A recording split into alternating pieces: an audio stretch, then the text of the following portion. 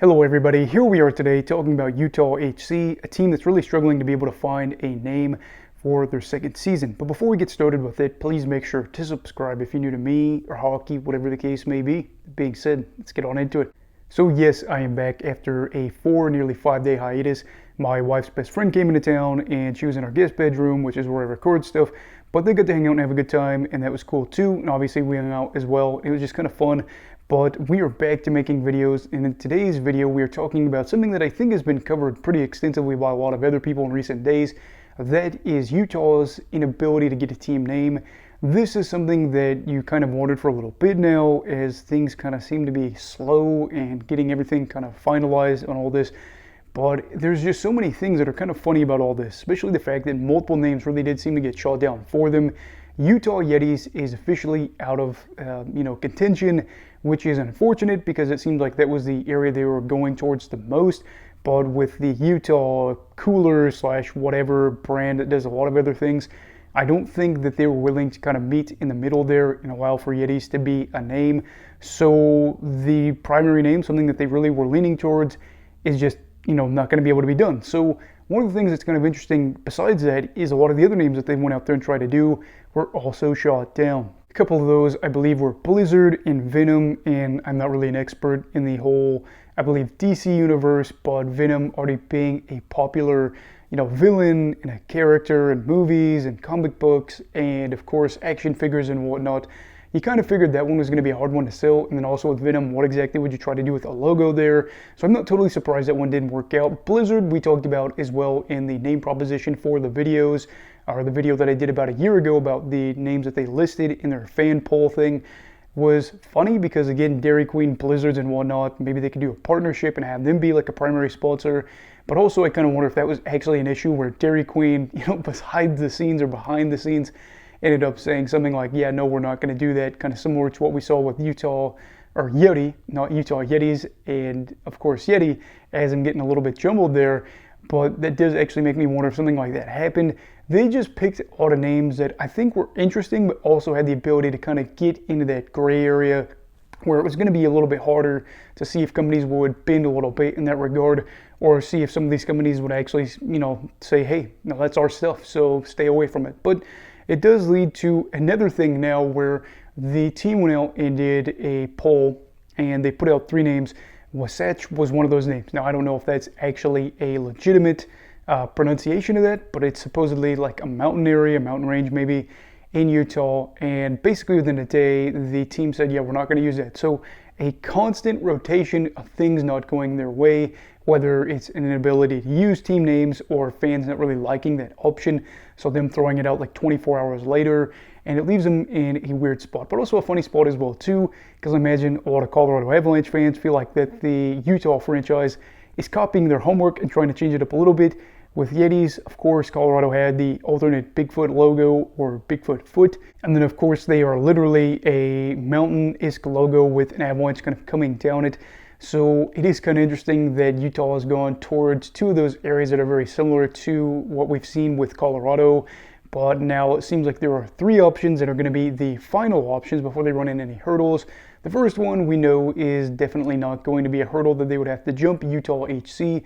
We all have our opinions on that. I think for the majority of us, we feel like that is lazy and it's not really exciting. I know that I've compared it to soccer before, but I think that one thing that I'll defend soccer here is the fact that while these teams may have that kind of traditional name a lot of times, football club or whatever, or United, they will also have kind of those team names that are things that they go by, like the Foxes or the Red Devils or the Gunners, whatever the case is in that situation. Whereas I think Utah HC would struggle to really find any identity there and get that kind of alternate name, especially because a lot of those soccer teams or football clubs, if you want to call them, have so much history going back, whereas this is, again, a relatively new team, especially the fact that it was in Arizona before.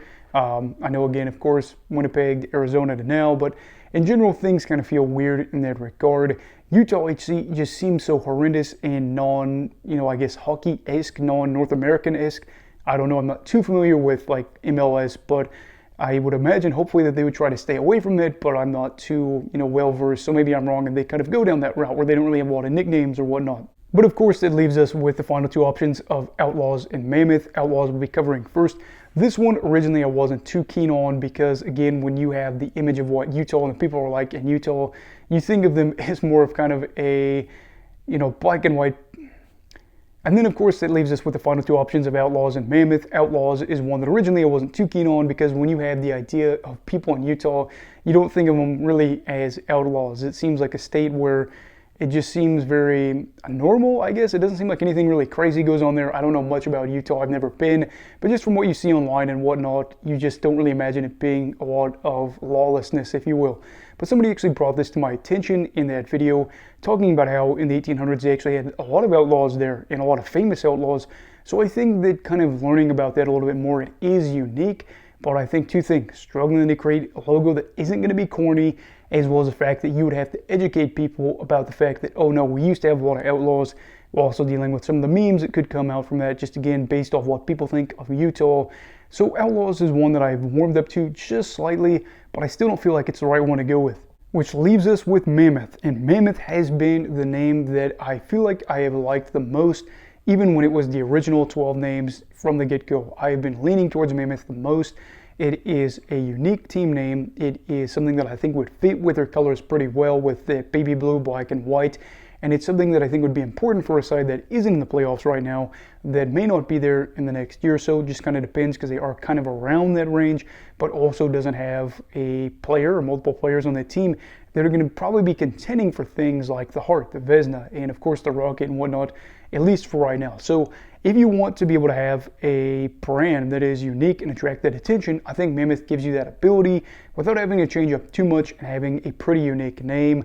It is something where I do think there is a lacrosse team here in North America that has the name Mammoths, but I feel like you'd probably be able to get away with it. Again, I don't know much. Ironically, that would probably be a hurdle they'd run into, but I do worry, again, that if they go too many different alternate routes here, they might have to change their brand already, which is something you want to stick away from. I think that with them already having a full season with these colors, you probably want to stick with this for now, at least in the early term of the franchise, have a little bit of that consistency, which I think Mammoth would give you, whereas with different names, it'd probably be harder to do. Again, when you think of an outlaw, you probably don't think of baby blue being a color to go with black and white.